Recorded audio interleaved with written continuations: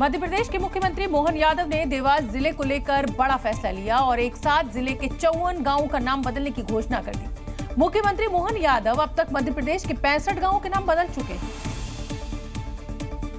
CM Mohan Yadav ने जिन 54 गांवों का नाम बदलने का ऐलान किया, इन सभी गांवों के नाम पहले मुस्लिम समुदाय से जुड़े थे, क्योंकि इन गांवों में एक भी मुस्लिम नहीं रहता था।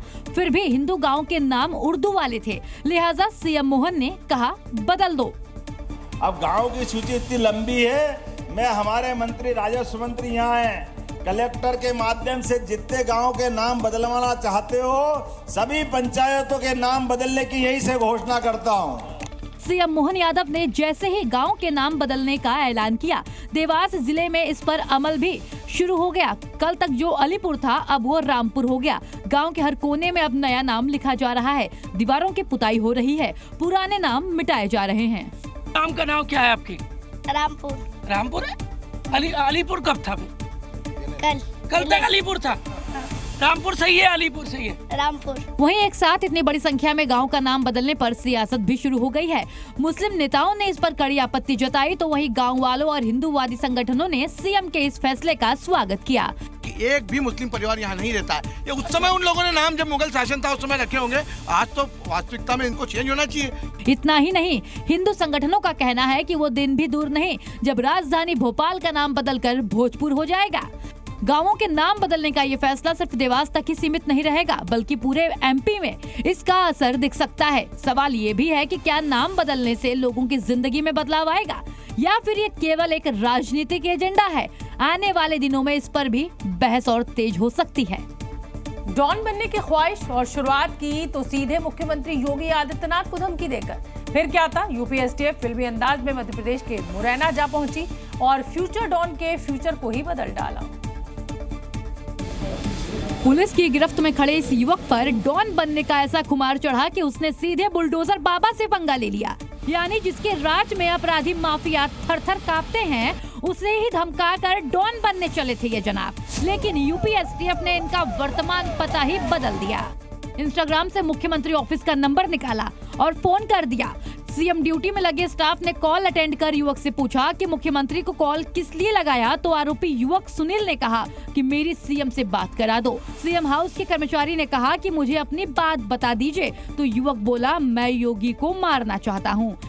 इतना सुनते ही पुलिस अलर्ट हो गई और फौरन 10-12 जवानों की टीम 2 गाड़ियों से मुरैना पहुंच गई, लेकिन तब तक आरोपी फरार हो चुका था। इस बीच आरोपी ने लोकल थाने में सरेंडर कर दिया। मुरैना पुलिस ने जब यूपी एसटीएफ को खबर दी, तब जाकर आरोपी चंगुल में आया। जब पुलिस अधिकारियों ने युवक से धमकी देने की वजह पूछी, तो उसने बताया कि वो बहुत बड़ा डॉन बनना चाहता है, जिसके बाद पुलिस ने उसे मुर्गा बना दिया। हालांकि उसे गिरफ्तार नहीं किया गया।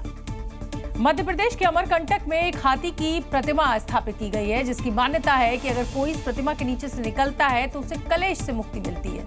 अब कांग्रेस के प्रदेश अध्यक्ष जीतू पटवारी इस प्रतिमा के नीचे से निकलते हुए दिखाई दिए।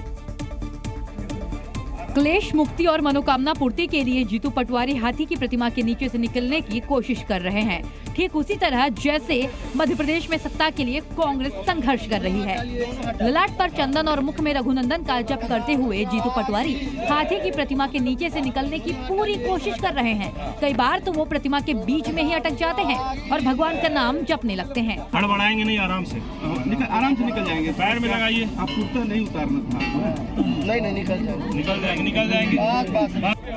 वहाँ मौजूद कुछ लोग जीतू पटवारी का हौसला अफजाई भी कर रहे हैं और भरोसा दे रहे हैं मनोकामना पूर्ति के लिए इस कठिन रास्ते से वो जरूर निकल जाएंगे। मेरे को बताने। हाँ आप बताओ ना, आप बताइए। इसको पकड़िए, जितनी ताकत तो बढ़िया से लगाइए, बस थोड़ा सा हिल के, बस नारा महादेव।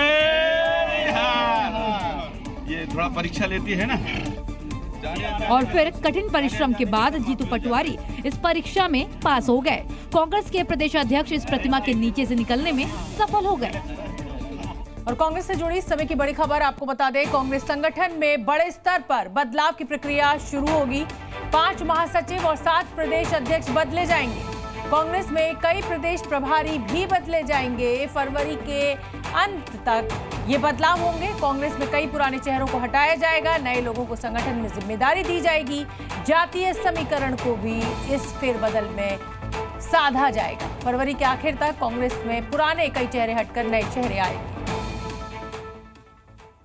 वीर सावरकर पर इंडिया गठबंधन में एक बार फिर ठन गई है। इस बार कांग्रेस और उद्धव की पार्टी आमने सामने है और वजह है प्रधानमंत्री का फ्रांस के मार्सिल शहर जाना, जहां कभी वीर सावरकर ने अंग्रेजों की कैद से भागने की कोशिश की थी।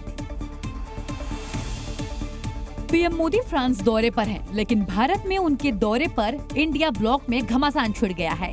वजह है पीएम मोदी का ये ट्वीट और उनकी मार्सिले शहर की यात्रा।